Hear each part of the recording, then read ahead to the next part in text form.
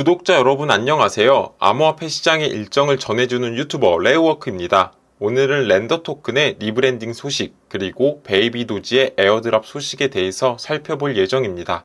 그리고 최근 암호화폐의 하락이 진행되었던 가운데 거래소들은 비트코인을 매집하는 모습이 확인이 되면서 시장이 긍정적으로 반응하고 있습니다. 이 내용도 함께 살펴보고 마지막으로 VC들이 투자한 코인들에 대해서 소개를 해드릴 예정입니다. 영상 끝까지 시청을 해주시고 도움이 되셨다면 구독과 좋아요도 부탁드리겠습니다. 영상 시작합니다. 매일 영상을 통해서 전달드리지 못하는 소식들에 대해서 텔레그램방에서 공유를 해드리고 있습니다. 텔레그램방 참여 방법은 영상 본문에 링크가 있으니 클릭하셔서 꼭 참여하시기를 바라겠습니다. 오늘 가장 먼저 소개할 코인은 렌더 토큰입니다. 렌더 토큰은 분산형 GPU 렌더링 네트워크를 구축함으로써 고성능의 렌더링 과정에서 발생하는 문제들을 해결하는 것을 목표로 하는 프로젝트입니다.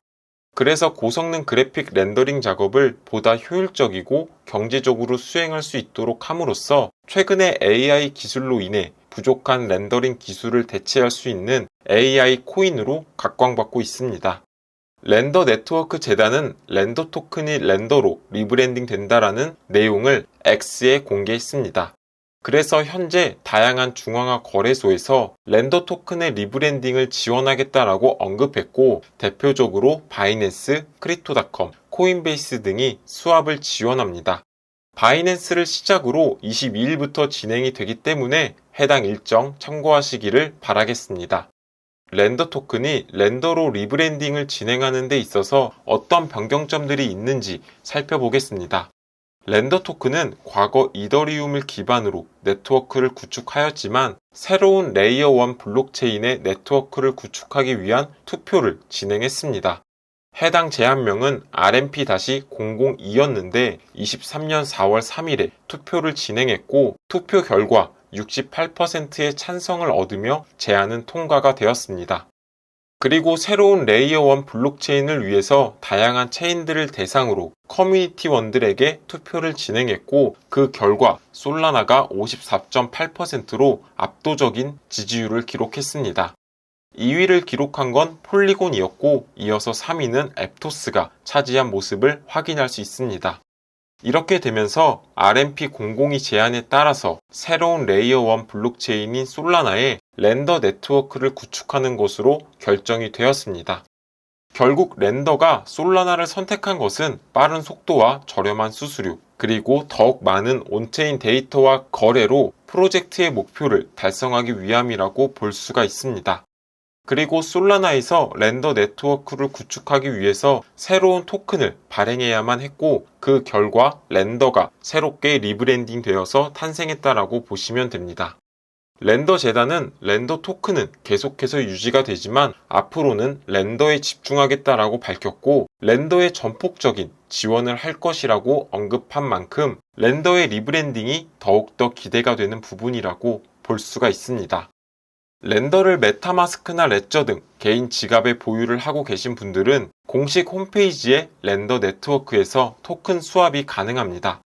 이더리움 지갑을 연결하고 솔라나 지갑을 연결한 뒤에 간단하게 트랜스퍼를 통해서 진행을 하시면 되고, 소정의 가스비가 발생이 됩니다.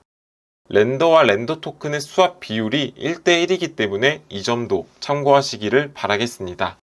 그리고 렌더 네트워크의 업그레이드에 있어서 중요한 부분들에 대해서 함께 공유를 드리면, 중앙화 거래소에서 렌더 토큰을 지원할 경우 기존과 같이 거래가 가능합니다. 하지만 렌더 네트워크에서 렌더링 작업의 보상이 이제는 렌더로 지급이 되기 때문에 렌더 토큰을 굳이 보유할 필요성이 전혀 없다라고 볼 수가 있습니다. 그리고 수합에서 중요한 점은 렌더로 전환한 이후 렌더 토큰은 다시 역수합이 불가능합니다. 그렇기에 구독자분들께서 주로 거래하시는 거래소의 렌더 지원 여부를 먼저 파악해 보시고 수합을 진행할지 결정하시면 좋을 것 같습니다. 렌더 토큰의 또 다른 호재들에 대해서도 함께 살펴보겠습니다. 렌더는 AI 테마 코인이기도 하지만 애플과 큰 연관성을 가지고 있기에 다른 AI 코인들보다도 항상 높은 상승률을 보여주곤 합니다. 최근 5월 8일에 진행된 애플의 아이패드 M4 칩 프로모션에서 렌더 네트워크의 소프트웨어인 옥테인이 언급이 되기도 하면서 단숨에 10%의 상승을 보여주기도 했습니다. 시가총액 2위를 기록하고 있는 애플은 유튜브를 통해 M4 칩 프로모션에서 옥테인에 대해서 언급했고 전문 렌더링 어플리케이션이 큰 성공을 이룰 것이다라고 언급했습니다. 해당 영상이 총 4분인데 그 중에서 옥테인에 대한 언급은 3초 정도로 굉장히 짧았지만 애플이었기 때문에 렌더 토큰에 있어서는 큰 파급력이 있었다라고 생각합니다. 렌더 토큰은 리브랜딩 소식을 알렸음에도 불구하고 아직까지 8,400원 부근을 기록하고 있고 일주일간 5%의 하락을 보이고 있습니다. 하지만 앞으로 애플에서 AI와 관련된 지속적인 호재들을 발표할 수가 있고 관련 테마주로 크게 상승할 수 있다라고 생각합니다. 뿐만 아니라 이번에 리브랜딩이 진행이 되면서 코인의 유동성이 감소될 것이기 때문에 상승에 대한 변동성이 더욱더 커질 수 있다라고도 생각하고 있습니다. 렌더 토큰 홀더분들께서는 투자에 있어서 참고하시기를 바라겠습니다. 다음으로 전해드릴 소식은 암호화폐 시장의 게임 개발사이자 VC인 애니모카 브랜드가 1분기 수익률을 공개해서 관련된 내용 함께 살펴보고자 합니다. 애니모카 브랜드가 어제 1분기 투자자 업데이트를 발표했습니다. 여기서 중요하게 봐야 할 부분은 작년 대비 수익률이 72%나 크게 상승했다라는 점입니다. 23년 1분기에는 5,200만 달러의 수익을 기록한 데 반해 24년 1분기에는 9천만 달러를 기록했고 이는 애니모카 브랜드의 투자 대비 성과가 굉장히 좋다라는 것을 의미합니다. 앞서서 애니모카 브랜드에 대해서 설명을 드린 이유 중 하나는 애니모카 브랜드가 공개한 대차 대조표를 통해서 보유한 코인들을 확인할 수 있기 때문입니다. VC가 보유한 코인이라는 점은 이미 기술적으로는 검증이 완료가 된 코인들이고 가격 상승의 가능성이 높다라고 판단할 수 있습니다. 현재 애니모카 브랜드는 대차 대조표에 총 5.8억 달러를 보유하고 있다라고 나와 있는데 2.9억 달러의 현금과 스테이블 코인을 보유 중이고 그 밖에 2.8억 달러는 가상자산을 보유하고 있는 것을 확인할 수 있습니다. 그리고 보유한 가상자산 중 70%는 비트코인, 이더리움, 폴리곤, 에이프코인 등으로 구성이 되어 있는 것을 확인할 수 있습니다. 이런 점을 본다면 현재 비트코인과 이더리움 그리고 폴리곤 이 세 개는 포트폴리오에 꼭 구성해 보시면 어떨까 개인적으로 생각합니다.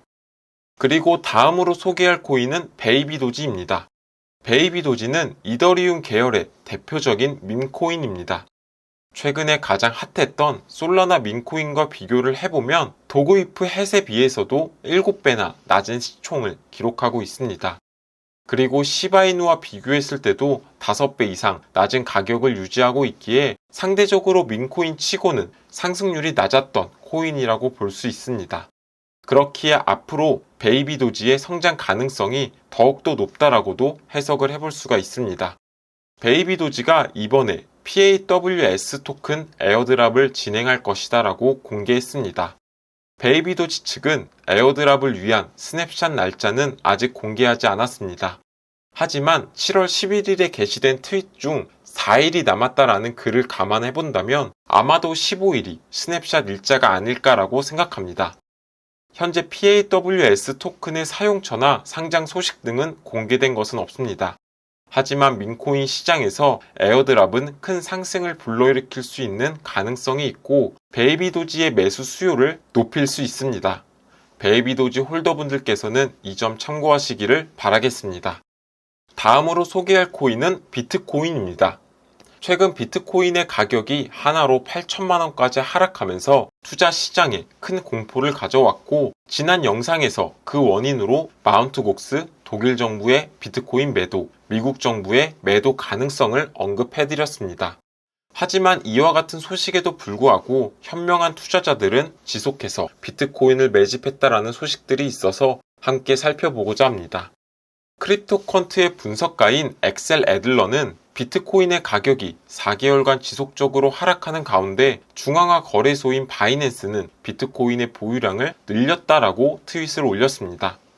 검정색 실선은 비트코인의 가격을 나타내고 보라색은 거래소가 보유한 비트코인의 보유량을 나타냅니다. 비트코인의 가격이 69K에서 56K까지 약 20%가 하락한 가운데 바이낸스는 저점 매수의 기회라고 여기고 4만 1000개의 비트코인을 추가로 매입하는 모습을 보였습니다. 이로써 바이낸스는 거래소 내 비트코인의 보유 물량을 62만 개까지 높이는 모습을 보여주었고 뿐만 아니라 코인베이스도 약 4만 개의 비트코인을 구매했다라고 밝혔습니다. 이는 공포에 개미들이 던지는 물량을 거래소가 전부 흡수하고 있다라고도 해석을 해볼 수가 있습니다. 주기영 대표는 이와 같은 상황을 두고 조작된 퍼드는 데이터를 이길 수 없다라는 트윗을 남겼습니다. 결국 이 뜻은 블록체인의 특성상 온체인 데이터들이 전부 기록에 남기 때문에 아무리 거짓된 퍼드를 보낸다 하더라도 거기에 흔들리지 말고 온체인 데이터에 집중하라는 뜻으로 해석을 해볼 수가 있습니다. 그리고 바이낸스는 현재 가장 큰 중앙화 거래소이고 24년 초부터 비트코인의 보유 물량을 10%나 늘린 데는 당연히 상승의 이유로 해석할 수 있다라고 생각합니다. 퍼드에 크게 걱정하지 마시고 비트코인 물량 저점에서 계속해서 바이더디 파는 자세 가지시기를 추천드립니다.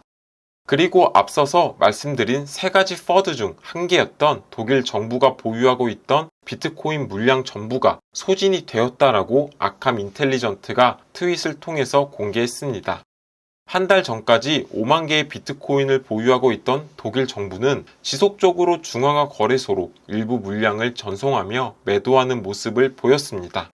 그리고 현재 모든 물량이 소진이 되면서 앞서 소개해드렸던 비트코인의 퍼드 3개 중 1개가 말끔하게 소멸이 된 모습입니다.